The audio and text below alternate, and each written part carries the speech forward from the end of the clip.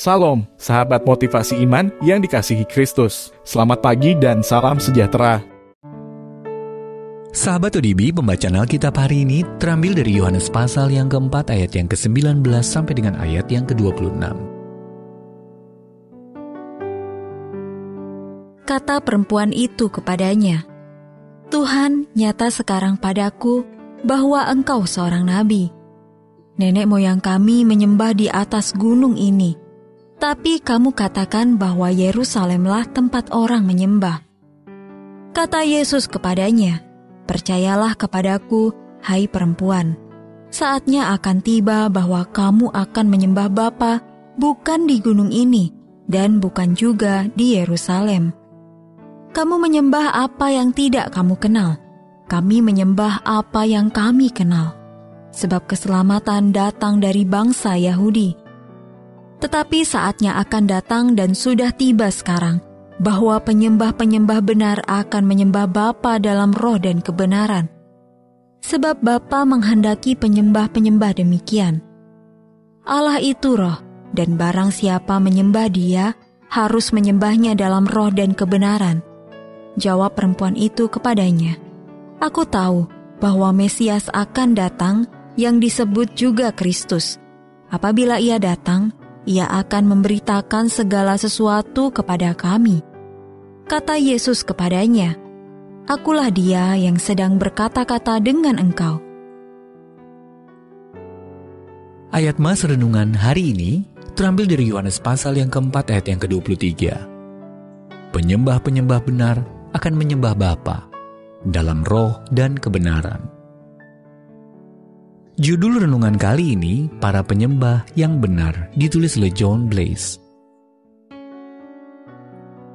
Sahabat ODB, penulis Annie Dillard akhirnya berkesempatan mengunjungi gereja itu. Di bagian terdalam dari ruang bawah tanah gereja, ia masuk ke sebuah gua kecil yang disebut groto. Lilin-lilin memenuhi ruang sempit itu, dan lampu-lampu gantung menerangi sebuah sudut pada lantai. Di sanalah terdapat sebuah bintang perak dengan 14 titik menutupi sebagian kecil undakan di lantai marmer. Annie sedang berada di gua kelahiran di Bethlehem, tempat yang menandai lokasi kelahiran Kristus menurut tradisi gereja. Akan tetapi Annie tidak begitu terkesan, sembari menyadari bahwa Allah sesungguhnya jauh lebih besar dari tempat itu. Meskipun demikian, tempat-tempat seperti itu selalu memiliki arti penting dalam kisah-kisah iman kita. Tempat serupa yang disebutkan dalam percakapan antara Yesus dan seorang perempuan di tepi sumur adalah gunung tempat nenek moyang perempuan itu menyembah, yang mengacu pada gunung Gerizim.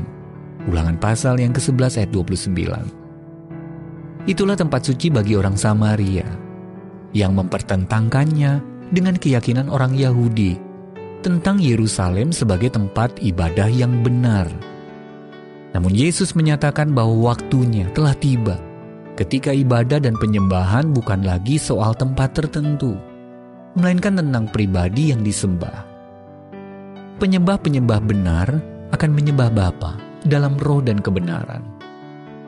Perempuan itu menyatakan imannya kepada Mesias, tetapi dia tidak menyadari bahwa ia sedang berbicara dengan Mesias itu sendiri. Yesus pun berkata kepadanya, "Akulah Dia yang sedang berkata-kata dengan engkau." Allah tidak dibatasi oleh gunung atau tempat apapun. Dia hadir bersama kita di mana saja. Setiap hari kita dapat melakukan ziarah dan penyembahan yang benar dengan berani menghampiri tahtanya sambil memanggilnya Bapa kami. Dia ada di sana bagi kita. Sahabat ODB, apa pengaruhnya bagi Anda setelah mengetahui bahwa Allah adalah roh yang selalu hadir di mana saja? Untuk kebaikan apa Anda dapat menaikkan pujian kepadanya saat ini? Bapa, terima kasih atas kehadiran-Mu yang tak berubah dimanapun aku berada.